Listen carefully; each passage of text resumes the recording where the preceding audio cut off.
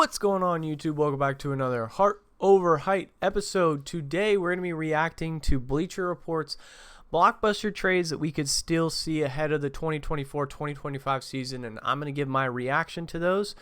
Just give you my opinion on whether they should fit, whether they're, what they could do to improve it, everything like that. So if you do enjoy this content, do me a huge favor, smash the like button, subscribe to the YouTube channel, comment down below what you agree with, what you disagree with, and without further ado, let's get right on into this. So it's just going to give us 5 trades. I believe it's 5, and then we're going to go over those and see what we can do. All right, first one up. Lauri Markkanen makes OKC the Thunder unstoppable. Now this one, the Thunder receive Lauri Markkanen. Utah then receives Nikola Topic, who is this year's first-round draft pick for the Thunder. Ousmane Dieng, Kenrich Williams, a 2025 first-round pick, 2027, 2029 first-round picks, 2026 and 2027 second-round pick, as well as a 2028 second-round pick. So I do actually like this for both sides. I will say that obviously the Thunder are giving up quite a lot. You got basically 4 first-round picks here in Topic just being the first-round pick, and then 3 more. And then 3 seconds, I'm not too worried about those. And then you're giving up Dieng, who's all right, and Kenrich Williams, who's solid. And you're getting an all-star, all-NBA caliber player in Lauri Markkanen, who fits your squad very nicely. You think of a lineup then at that point of Chet Holmgren, Lauri, J-Dub, Lou Dort, and Shea. I mean, that is a solid starting 5. And then you've got Cason Wallace. You have Isaiah Hartenstein coming off the bench. I actually like this a lot for the Thunder because, if you can get Lauri Markkanen, you could space the floor even more. I mean, defensively, they're going to be so long and athletic, already having someone who's of Shea's size in a 6'6", 6'7" point guard. And then you have a 7-footer at power forward, a 7-footer at center, all that are long, athletic, can block shots. That's solid. And then Utah, why they would do this is you get Topic, of course, which this guy was going to be towards the top of the draft had he not torn his ACL. He was supposed to be one of those top picks. Then he tore his ACL. He kind of fell a little bit. And then you get 3 first-round picks on top of that. Now, that is something and you get your own back right here. That is huge because you're in tank mode. So for the 2025 season, you're probably going to be towards the bottom, right? So that makes a lot of sense if you're the Utah Jazz. You get 3 first-round picks, which, these aren't necessarily going to be phenomenal picks just because you assume the Thunder are going to be really good, but that doesn't mean to say you don't end up tanking. You get Cooper Flag or someone who pops off for you, and then you use those first-round picks and then trade them in the future, and then hopefully Topic pops off for you too. Yes, I understand they have guys like Keontae George over there that they're looking to develop, but you can never have – when you're on a rebuilding mode, if your star, like your young guy that you're looking to develop, hasn't popped off yet, it doesn't hurt to take a risk on somebody like Topic. Who could pop off, who was, for a reason, the 14th overall pick in this year's draft. 13th overall pick, I believe, actually. So moving on here. So I like that trade for both teams. This is something I saw, and I was quite intrigued with. Lamelo Ball creates magic in Orlando. So the Orlando Magic receive Lamelo Ball. The Hornets then receive Anthony Black, Wendell Carter Jr., Cole Anthony, and 2 first-round picks, both in 2025, one via the Nuggets, which is top 5 protected. Most likely that wouldn't, of course the Nuggets are going to be decent, so it's not going to be any worry there.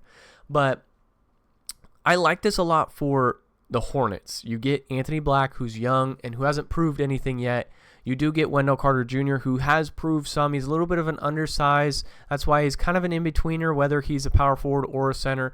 And then you get Cole Anthony, who has flashes here and there, as well as 2 first-round picks in this upcoming draft that has Cooper Flag in it.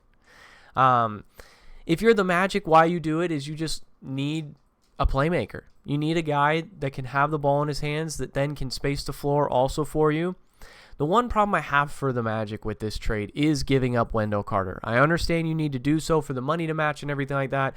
I have been on the train of the Charlotte Hornets getting rid of Lamelo Ball because he is so injury prone.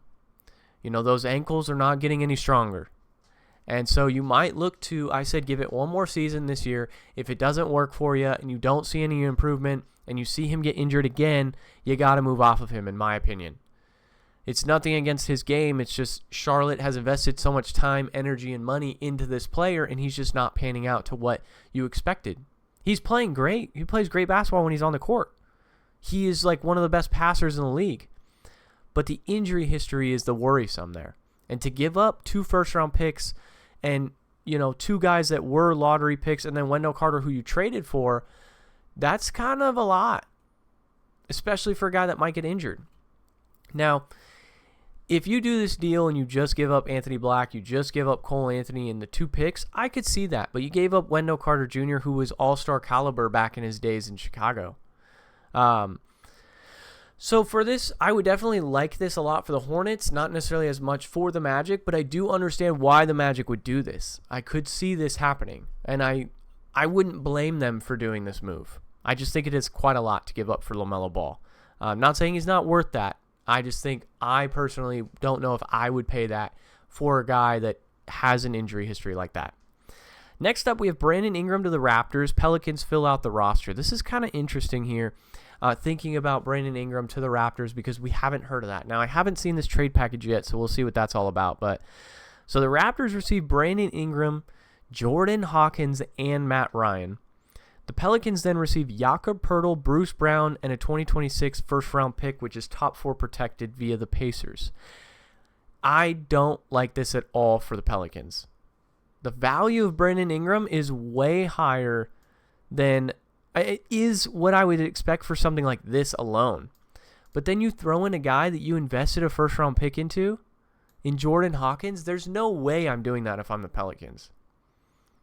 I understand Jakob Poeltl fills the need for a center. You get Bruce Brown, who's a solid depth piece, and you get a first-round pick. But you gave up Jordan Hawkins, who he's had his flashes here and there of what he could be. Yes, I do think that he needs to move on to another team that is a little younger and a little bit more into rebuild mode so that he can develop and flourish. But if you go get Jakob Poeltl and Bruce Brown, I don't love that for the Pelicans. If you're the Raptors, I'm doing this trade in a heartbeat. If you can get Brandon Ingram, Jordan Hawkins, then you have R.J. Barrett, Emmanuel Quickley, and Scotty Barnes. That is a solid roster right there. Is it championship contending? I mean, we won't know until we see it, but I like that a lot for them. Yes, they wouldn't have a center per se, but they would have a young core that would grow together all around a very similar age. I like that a lot for the Raptors. Pelicans, though, not a huge fan of this. It would be basically if Brandon Ingram's trade value became what Zach LaVine's is now, which is very little to none. So let's move on to the next one. I'm not a huge fan of that one, though. Next up, Karl Anthony Towns to the Clippers, Cam Johnson to the Timberwolves in a 3-team deal. This is interesting to hear. So the Clippers receive Karl Anthony Towns. The Timberwolves then get Cam Johnson, Dorian Finney-Smith, Terrence Mann, and a 2030 second-round pick. The Nets then receive Norman Powell, Kobe Brown, Bones Highland, PJ Tucker, 2031 first-round pick, and a 2031 second-round pick. So let's break down why each team would do this. Basically, the Nets. Let's start with the Nets because they're probably the least interesting of this piece because there's not huge pieces going to them. They would do this for this pick right here, the 2031 first-round pick. You would think by that time James Harden would be retired, Kawhi would be retired, as that's 6-7 years down the road, and it's unprotected. So the Clippers are probably going to be bad. Then you go get someone solid that can potentially get you a first-round pick in the future in Norman Powell, that being near the trade deadline when those teams are kind of panicking to go get that final piece to really fill out their roster. PJ Tucker is nothing to write home about just because he doesn't even want to play for the Clippers right now anyways. Bones Highland would be a solid player you could get in this deal that might provide you something, although he hasn't provided much in these last 2 go-arounds with the Nuggets and with the Clippers. And, I mean, it doesn't hurt to get a second-round pick in there, too. Why you're the Timberwolves and you would do this? Because Karl Anthony Towns is holding you back. He gets in foul trouble a lot. He complains to the refs a ton. He disappears on the court a ton. And then you go get Cam Johnson, who's a 3-and-D guy. You go get Dorian Finney-Smith, who's a 3-and-D guy. You get Terrence Mann, who's a spark plug off the bench. That pairing them alongside Anthony Edwards, Mike Conley, Rob Dillingham, Jaden Daniels, and Rudy Gobert, you throw in those guys that Dorian Finney-Smith probably becomes your starting power forward. Then you have Jaden Daniels, Anthony Edwards, Mike Conley with off the bench. You have Cam Johnson coming off your bench with Terrence Mann and Rob Dillingham. I love that lineup for the Timberwolves. I think that's an amazing lineup for them. A lineup that you can kind of plug and play a lot of different guys. And as the Celtics proved in this last championship run, or the Warriors proved, you need a lot of versatility when you want to go win a championship.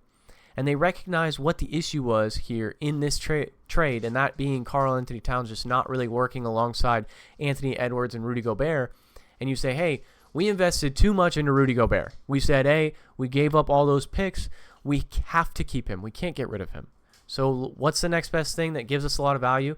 It's Cat. And Cat being the guy that then gets you a lot of depth. I mean, that's prime. That's solid for them. And then the Clippers, you give one last hurrah to James Harden and Kawhi Leonard by bringing in an all-star caliber player in Karl-Anthony Towns. I mean, that's solid. I like that. So, again, this is kind of like replacing Paul George, and hopefully something works there.